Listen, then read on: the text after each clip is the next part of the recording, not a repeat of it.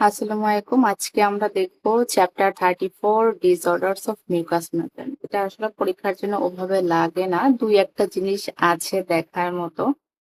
আমার একটা বদ অভ্যাস আছে সেটা হচ্ছে সবাই সাধারণত পরীক্ষার জন্য যে চ্যাপ্টার গুলো ইম্পোর্টেন্ট কিংবা বড়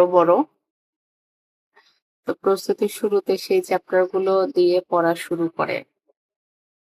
আমার বদ অভ্যাস হচ্ছে পরীক্ষার জন্য যেগুলো কম প্রয়োজনীয় হাবিজাবি টপিক সেগুলো আমি আগে কোনমতে পড়ে পড়া মানে সিলেবাসটাকে ছোট করে ফেলি। পড়াটাকে কমায় ফেলি। যাতে করে সিলেবাস দেখে যে এত জিনিসপত্র, এত বড় সিলেবাস দেখে আমার হতাশ না লাগে। যেমন এট লিস্ট মনে হবে যে এতগুলো ৩৬ টা চ্যাপ্টার। আসলে সব চ্যাপ্টার তো পরীক্ষার জন্য গুরুত্বপূর্ণ না। সব চ্যাপ্টারে অনেক বেশি গুরুত্বপূর্ণ জিনিসও নাই। তো তারই একটা পার্ট হিসেবে চ্যাপ্টার 34 টা আমি একটু দেখে নিচ্ছি। Disorders of mucus membrane. Mucus membrane disorder এখানে অনেক টাইপের হতে পারে। এর মধ্যে যে কেলাইটিস এর মধ্যে আমরা দেখব যে কেলাইটিস এক্সফোলিয়েটিভা এটা হবে কোথায়? আপার লিপে। অ্যাক্টিনিকটা হবে due to chronic sun exposure lower লিপে। পারলিকিটা হবে B1, B12 এর ডেফিসিয়েন্সির কারণে।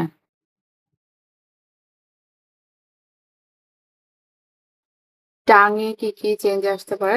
টাং হচ্ছে ফিশার্ড হতে পারে, জিওগ্রাফিক, ব্ল্যাক হেয়ারে স্মুথ, ইরাপটিভ লিঙ্গুয়াল প্যাপিলাইটিস হতে পারে, মিডিয়ান রম্বাল গ্লসাইটিস, ক্যাভিয়ার টাগ এগুলো জাস্ট একটু রিডিং দিয়ে রাখা। অ্যাপথাস স্টোমাটাইটিস অথবা হচ্ছে ক্যাঙ্কার সোর্স অ্যাপথোসিস এটা হলো পেইনফুল। হ্যাঁ, এটা থেকে একটা সিনারিও বেসড প্রশ্ন আসতে পারে। আর প্যাচেট সিনড্রোম এটা হচ্ছে অকুলো ওরাল জেনিটাল সিনড্রোম। নিওপ্লাজমের এখানে যে মোস্ট কমন লেখা এখানে একটা লাইন একটা কথা বাদ পড়ছে যে most common pre malignant condition.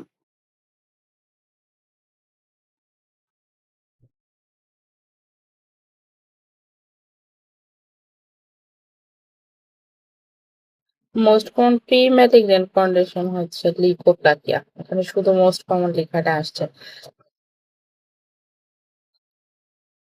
বাকি কথা নরমাল কথাবার্তা। এখন আমরা এটার প্রশ্নগুলা দেখবো টার্মাস স্ক্যানার থেকে। তো প্রশ্ন দেখার আগে আমরা অ্যাপথাস আলসার থেকে যেহেতু সিনারিও আসতে পারে এটা একটু দেখে নিই। এখান থেকে মনে রাখতে হবে আমাদের যে এটা হচ্ছে পেইনফুল রিকারেন্ট আর শ্যালো ওরাল আলসার হবে উইথ এরিথেমাটাস হ্যালো ইওলিশ বেইজ। আর আরেকটা কথা ইম্পর্টেন্ট যে নট প্রিসিডেড বাই ভেসিকল।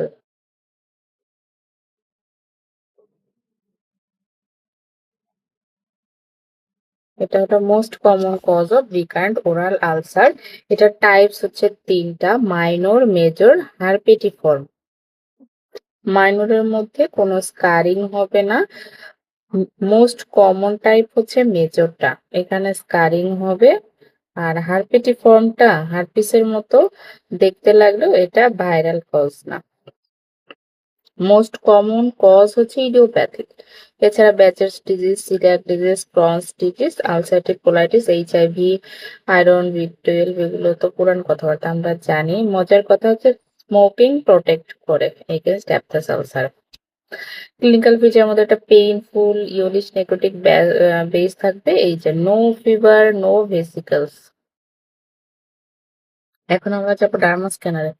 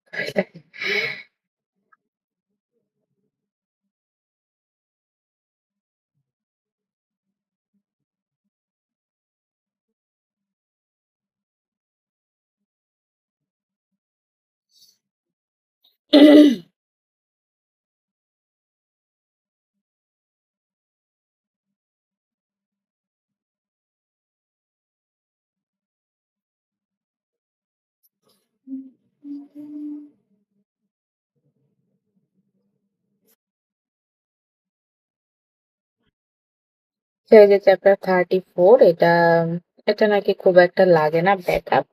তারপরও পড়বো একটু একটু, কারণ কোন একটা চ্যাপ্টার একদম বাদ দিয়ে দিলে মনের মধ্যে কেমন যেন খুঁতখুঁত করে।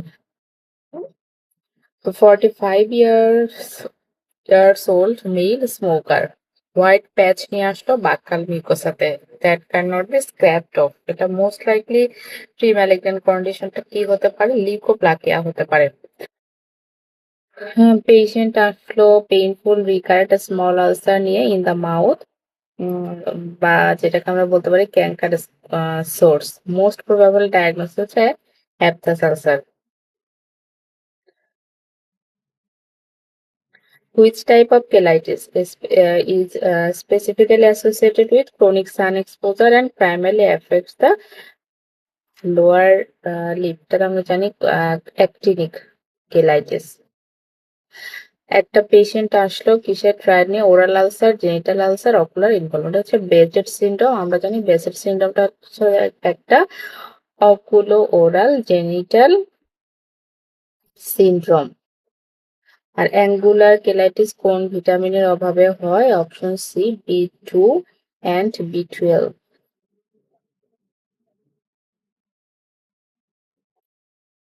কেলাইটিস অনুযায়ী actinic cheilitis usually involve the upper lip, এটা ফলস। এটা লোয়ার লিপ হবে। Cheilitis exfoliativa often involves upper lip, B নাম্বারটা true. Angular cheilitis can be cause by riboflavin deficiency, এটা তো true. Plasma cell cheilitis is a common form of lip inflammation, এটা common না, এটা হচ্ছে rare. E নাম্বারটা বাদ পড়ছে না। Cheilitis glandularis is a disorder of minor salivary gland,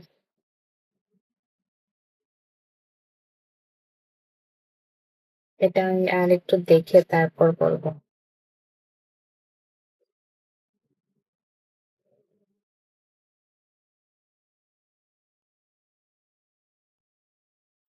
ই নাম্বারটা ট্রু, এটা হচ্ছে মাইনর সালিভারি গ্ল্যান্ডের একটা ডিসঅর্ডার।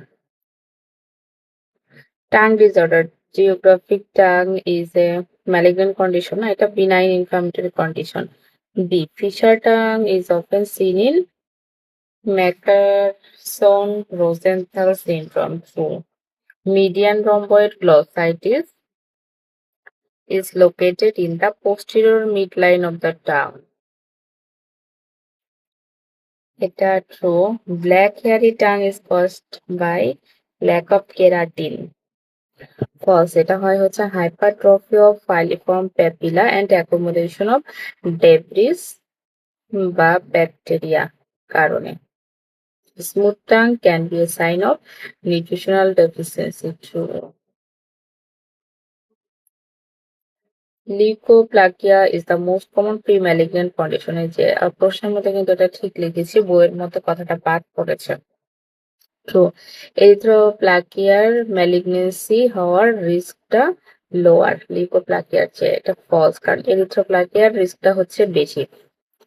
সি নাম্বারে oral fibroid is a highly malignant tumour, false. এটা হচ্ছে বিনাইন রিঅ্যাক্টিভ অথবা নিওপ্লাস্টিক রিঅ্যাক্টিভ অথবা neoplastic growth.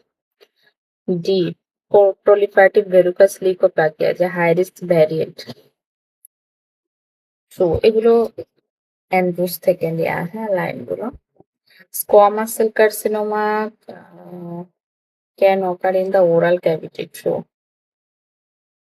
ব্যাচেট syndrome recurrent oral হবে, অকুলার ইনভলভমেন্ট হবে, জেনিটাল আলসারেশন হবে, true. Always a painless condition, false. এটা typically very painful, known as অকুলোরাল genital syndrome, normal কথাবার্তা, true.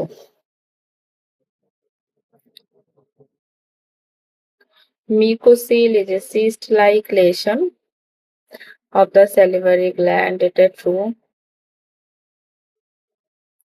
Fordyce spot are ectopic sebaceous gland. True. Torus palatinus is a type of oral cancer. এটা হচ্ছে benign bony growth on the midline of the hard palate. আর stomatitis nicotina associated with pipe smoking through Vincent disease is an acute necrotizing ulcerative gingivitis. এটা true. তো আমার মনে হয় না এই ভিডিওটা দেখলে আপনাকে চ্যাপ্টার 34 আর খুলতে হবে। এই চ্যাপ্টার সেভাবে লাগেই না নাকি? এটা হলো ব্যাকআপ হিসেবে আমরা পড়বো। তো ৩টার সময় আমি এরকম হাবিজাবি চ্যাপ্টার পড়ি যে যখন হচ্ছে পড়তে ভালো লাগে না। আরেকটা হলো যখন সিলেবাস দেখে হতাশ লাগে যে অনেক বড় সিলেবাস। আরেকটা হচ্ছে সাথে যদি আমি অন্য কোনো টপিকের অন্য কোনো সাবজেক্টের কঠিন বা ইম্পর্টেন্ট কোনো চ্যাপ্টার পড়ি তখন আরেকটার আবার একটা হাবিজাবি পড়ি যাতে ২টা মিলে প্রেশার না হয়ে যায়। Thank you.